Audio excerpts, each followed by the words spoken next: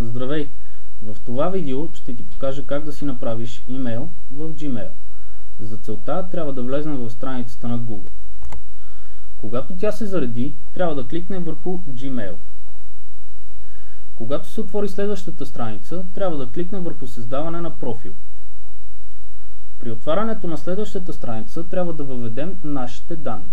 Изписваме името си, фамилията си, избираме си потребителското име, създаваме си парола, потвърждаваме паролата, тук изписваме коя година сме родени, след което изписваме месеца и датата. Избираме какъв пол сме, след което въвеждаме мобилния си телефон и въвеждаме текущия си имейл, примерно в abv.bg.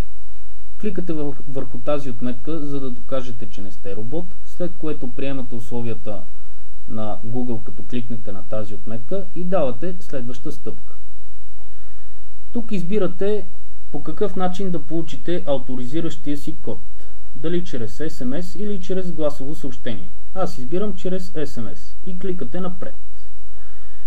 Изчаквате определено време, горе-долу става за около 1 минута до 2 минути и въвеждате вашия код. Получих SMS-а и въведох кода. След това кликате напред. Информацията се обработва и кликвате на следваща стъпка.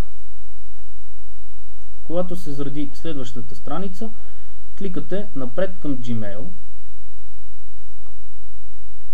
и вие вече влизате във вашия имейл. Честито!